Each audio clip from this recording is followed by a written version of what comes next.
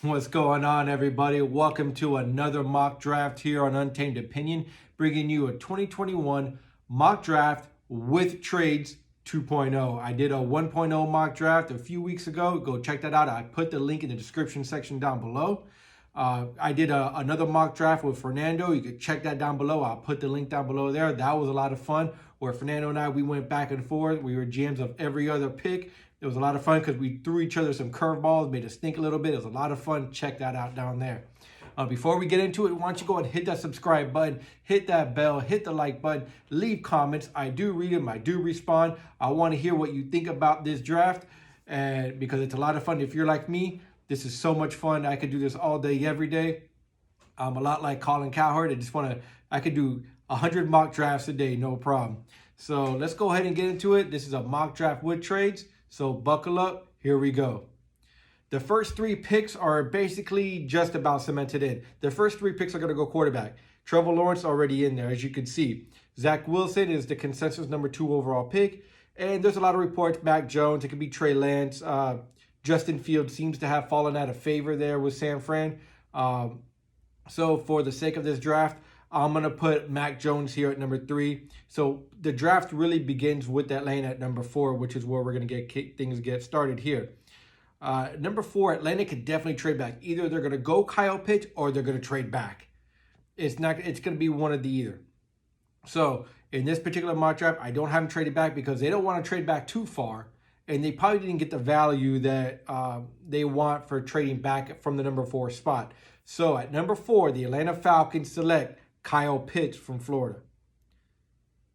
This would be an exciting match, an exciting offense to watch. Matt Ryan definitely can have success and revitalize the Falcons offense, score a lot of points. I hear them maybe entertaining trades for Julio Jones. I don't know how that's sitting well with the Falcon fan base or with Julio Jones himself, but we'll see. But Kyle Pitts will be the selection here as long as Atlanta stays at #4. At #5, the Broncos. The first trade here, the Broncos trade with the Bengals. Usually we've seen mock drafts with the Broncos trading up with the Falcons. Here I have the Broncos trade up with the Bengals. All right, this is a deep tackle class, a deep offensive line class for the Bengals, so they can go from 5 to #9, no problem, and still get one of their top guys at #9, no problem. So here, the Broncos, they trade up. They want to trade up because they want to get their guy.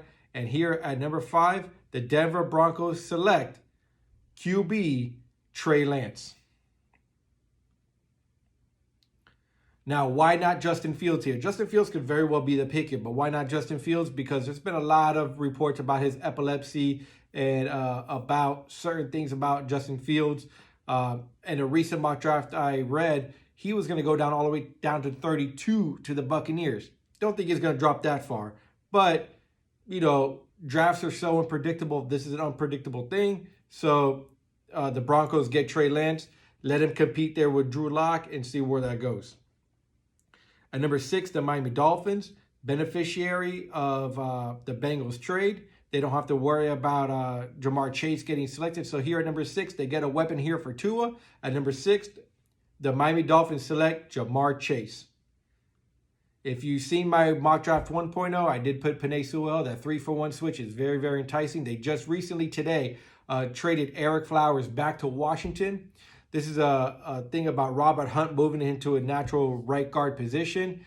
Let's see if the Dolphins do get a lineman. They could definitely get a lineman at 18 or in the second round.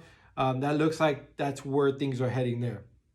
Detroit Lions are all over the place. It's hard. This is one of the harder teams to predict about where they're going to go. Are they going to go offense? They're going to go defense. They have holes all over the place. Here, they need to get a weapon there for Jared Goff.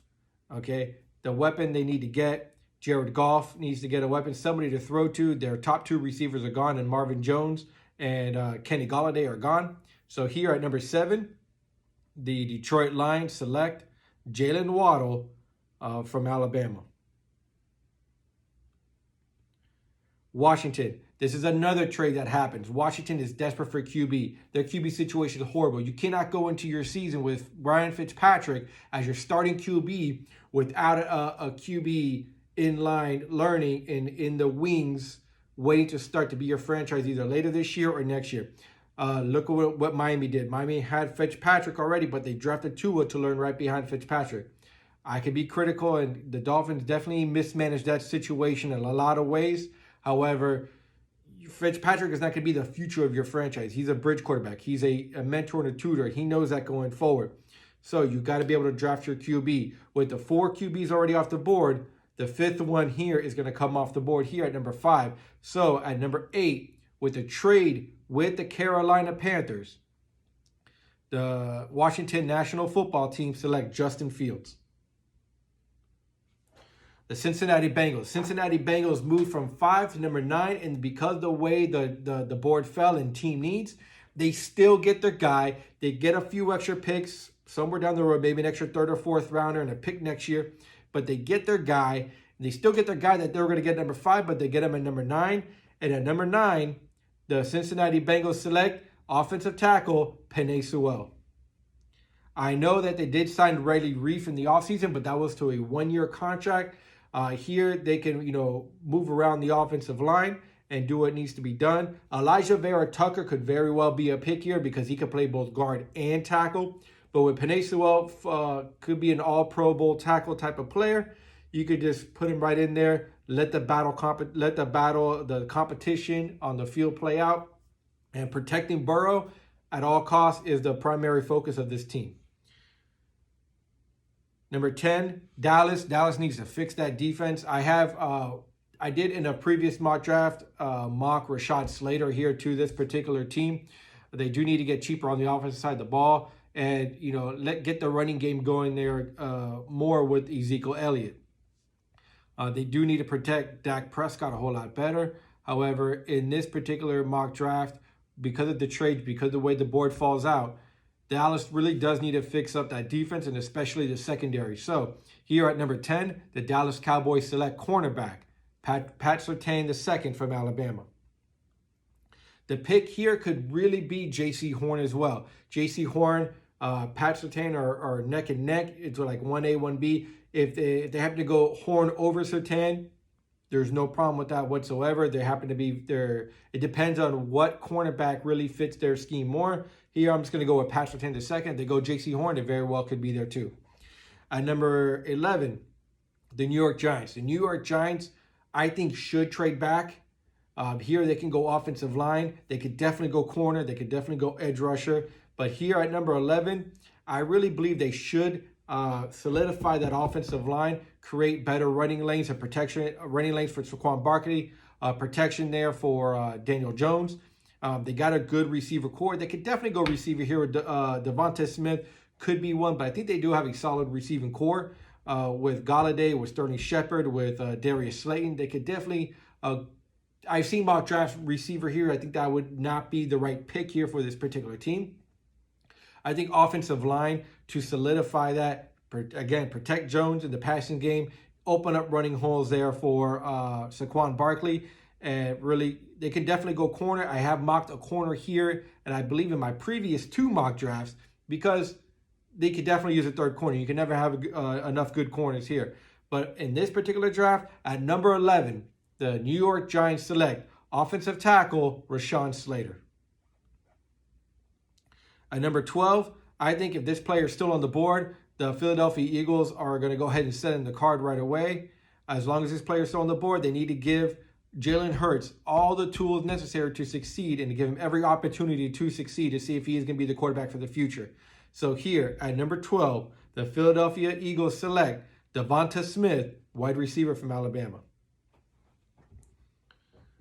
Number 13, the San Diego Chargers. San Diego Chargers need to protect Justin Herbert and make sure he does not go down and get sacked another 35 times and set all sorts of bad records in the NFL again. He set a lot of good records for a rookie QB, but you can't sack him that many times and expect him not to wear and tear and eventually get injured. So here it's all about protecting Justin Herbert.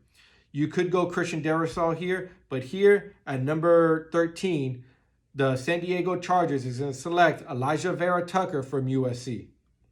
Elijah Vera Tucker could play guard. He could play tackle. He's kind of interchangeable in a lot of ways. He's a very smart QB, very good prospect, and he could be protecting the left or right side of Justin Herbert for many years to come. That's why he goes a notch above Christian Darrisaw. At number 14, the Minnesota Vikings. The Minnesota Vikings are in a similar situation as the Giants. You know, you got Dalvin Cook. You have your receiver, Justin Jefferson and Adam Thielen. You got a tight end running up the middle there. So you have weapons, but what can you do even better? Pass rusher could definitely be the option here. Offensive line could definitely be an option here. But it is a deep offensive line class. Edge rusher is a deep class as well. But here they need to shore up that edge rushing that they sorely lacked. So here at number 14, the Minnesota Vikings select Jalen Phillips from Miami.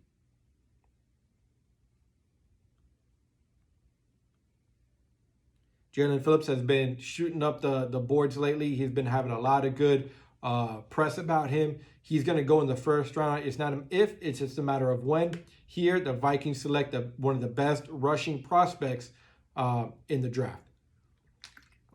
At number 15, I know there's been a lot of mock drafts regarding the Patriots trading up to get a quarterback, whether it's a Field, whether it's a Lance. I just got to wonder if a lot of that is smokescreen, because how many teams really want to do New England a solid? They had a very, very aggressive offseason. They got the top 2 tight ends in free agency. They need a pass catcher. That's what they need, okay?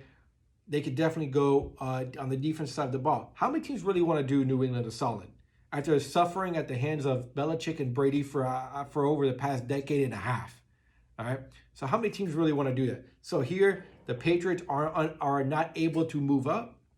And so the Patriots here at number 15 go and select defense on this particular pick. Here they're going to get linebacker Micah Parsons.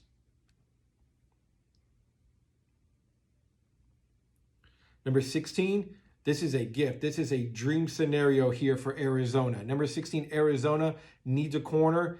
They have Patrick Patterson left. He went in free agency. He's no longer there. They have a big hole at corner. Somehow, just because of team needs. Again, draft. You wonder why certain players fall, certain players go where they go. It's because of team needs. Team needs trumps best available at times. So here, the Arizona Cardinals reaps the benefits of that. And at number 16, the Arizona Cardinals selects cornerback J.C. Horn out of South Carolina. Number 17, the Las Vegas Raiders. Las Vegas Raiders can go in a bunch of different directions. They can go offensive line. They can definitely address that defense that sorely needs to be addressed. Corner seems to be a good play here, but at number 17, they're going to address the secondary. So here at number 17, the Las Vegas Raiders select cornerback Caleb Farley from Virginia Tech. There has been a lot of reports regarding his past injuries, whatever, but since he opted out of last season, he's had nothing but time to get healthy. I think he's going to shine. I think he's going to be a very good player. I was really happy that he opted out, being a Miami Hurricane fan. So Caleb Farley is a good pick there at number 17 for the Raiders. At number 18, the Miami. Miami could definitely use an edge rusher. They could go offensive line. They can go with another weapon. No problem there whatsoever. Here, the Miami Dolphins at number 18 is a prime candidate to trade back.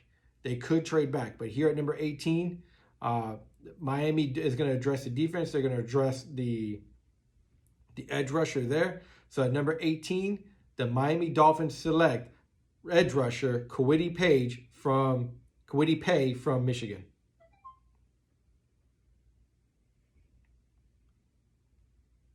Number 19, Carolina. Carolina dropped from number 8 to number 19 in the trade with Washington. I thought it would be a very smart. They got Sam Darnold. They want to see what Sam Darnold could do. They said they have wide receivers they like. You got Christian McCaffrey back there. They could definitely address the defense here with this pick. But with this pick, it's about the offense. It's about being able to put points on the board, establish the run game with McCaffrey, and establishing good protection there for Aaron Donald, for Sam Darnold. So number 19, a very good value pick here with an offensive lineman that could definitely get drafted ahead of 19. But here at number 19, the Carolina Panthers select offensive tackle Christian Darrisaw. Pittsburgh, here we have a trade. We have a trade here with Chicago. Chicago was unable to move up. They couldn't get one of the top 5 quarterbacks because Washington leapfrogged them.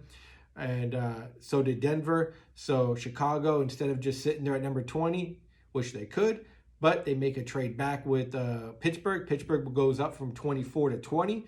And Pittsburgh needs to address the running back situation.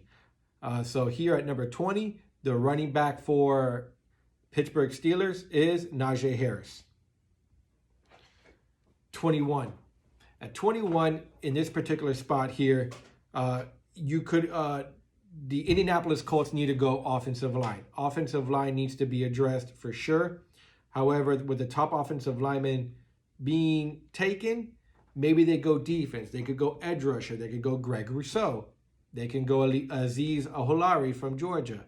That could definitely be an option too. But here they need to give Carson Wentz all the protection, all of the tools to be able to succeed like he did with Frank Reich, the head coach now at Indy, that he did in Philadelphia.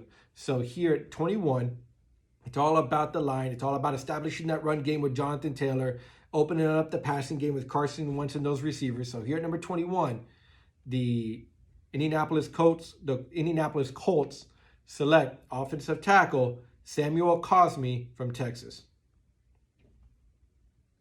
At number 22, the Tennessee Titans, all about edge rusher. They got to get to the QB. They're one of the dead last in getting to the QB pressure, QB sacks. They're one of the dead last in the league. They have to address that. They could go wide receiver here. They need to replace their wide receiver number 2 to play opposite of A.J. Brown. But here they need to shore up the edge rusher in there to get after the QB. So here at number 22, the Tennessee Titans select Azeez Ojulari, edge rusher from Georgia. The Jets can go in different directions here as well.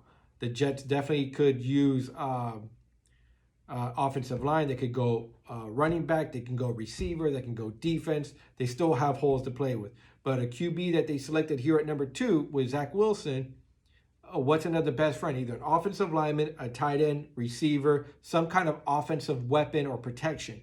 Okay, but here at number 23, the New York Jets is going to select a weapon here for Zach Wilson and for the years to come.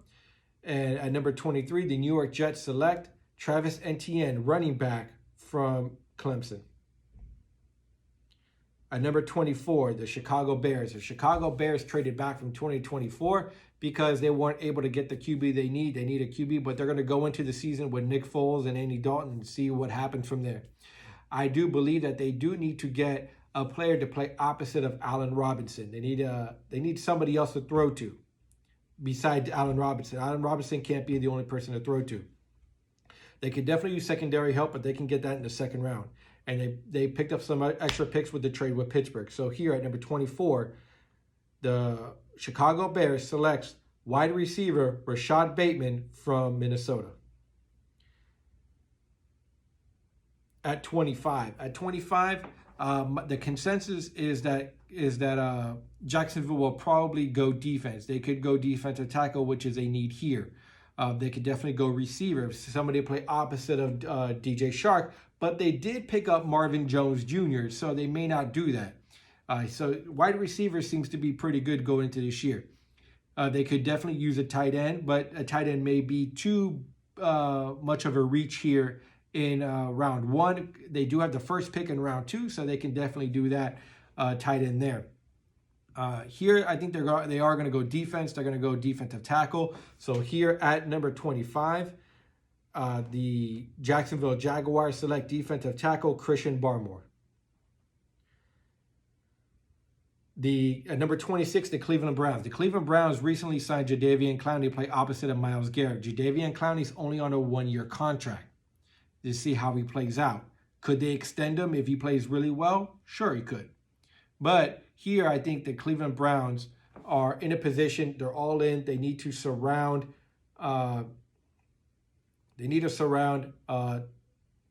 Baker Mayfield with all the potential to succeed. They have a running back. They have receivers.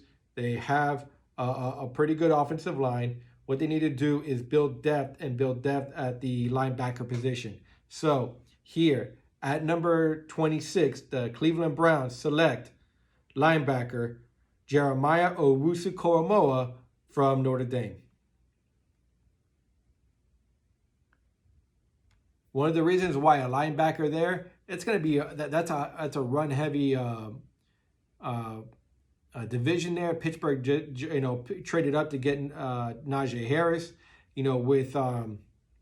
With Baltimore, with Lamar Jackson running all over the place, they have to be able to try to contain him within the first 7 yards there. So getting a linebacker, solidifying that defense is a major must in that particular division. At number 27, Baltimore. Baltimore recently made the trade with Kansas City. So Baltimore actually has 2 picks, number 27 and number 31. Here, which direction they're going to go. Are they going to go defense or are they going to go offense? Here, I think they need to get a weapon for Lamar Jackson. Try to stop Lamar Jackson from improvising all the time and running for 1,000+ yards a season. Lamar Jackson could very well use his legs when he needs to, but he needs to be able to improve with the weapons downfield. So, at number 27, the Baltimore Ravens select Terrace Marshall Jr., wide receiver from LSU. Miami Dolphins jump back into the first round with the trade with the New Orleans Saints. They go from 36 to 28. New Orleans goes back out of the first round, possibly picking up a second, like number 50 that the Dolphins have. Possibly, I'm not exactly sure what the trade value is, but the Dolphins go back into the first round, and here they're trading up. They got a weapon, as you can see here. They got a weapon. They got an edge rusher. So what are they going to do? They need to solidify that offensive line to protect Tua. So here at number 28, the Miami Dolphins select Tevin Jenkins, offensive tackle from Oklahoma State. It's all about Tua. Get Tua the protection, get Tua the weapons. You have an edge rusher to get Tua the ball back. This is looking like a really good draft here for the Miami Dolphins. You could definitely make a case here. I know Dolphin fans are probably screaming, why did you pick this player? You could definitely make a case for Miami going linebacker here with Jamin Davis, with Zaven Collins. You could definitely make a case here for another weapon, maybe a running back, maybe a Javonte Williams out of North Carolina. You could definitely make a case there. If they happen to trade back in to get a Javonte Williams to get ahead of either Jacksonville or Tampa Bay, that could definitely go after a running back. That could very well be the pick here. Here, I'm going with what makes sense for the long term. They recently traded Flowers. They're doing some shuffling there on the offensive line. But here, I think they're going to groom somebody to go on the offensive line there and protect Tua for the years to come. Green Bay, number 29. They can go in a bunch of different directions here. I think they'll end up drafting defense on this one. But here, offensively, they can get Aaron Rodgers, a weapon that they didn't think was going to fall to them at number 29. You got to get somebody else. It's Adams as the wide receiver, and then wide receiver number 2 is kind of like wide receiver by committee, right? Here, this receiver fell to them at number 29. If this receiver is not on the board, I think they do go on defense. But here, number 29, the Green Bay Packers select Kadarius Toney, wide receiver from Florida. Buffalo Bills. The Buffalo Bills, it's all about protecting Josh Allen. As long as you have a need on the offensive line, address that need. That need is offensive tackle. They definitely do need an offensive tackle. So here at number 30, the Buffalo Bills select offensive tackle Alex Leatherwood from Alabama. Number 31, Baltimore Ravens are back on the clock. Baltimore Ravens could drop back again to pick up additional picks, but here at number 31, they're going to make a pick. At number 31, they're going to address the defense. They need to address the secondary part of that defense.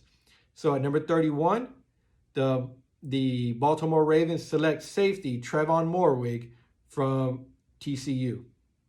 Last but not least, the Super Bowl champs, the Buccaneers. The Buccaneers returned all 22 players from the Super Bowl win.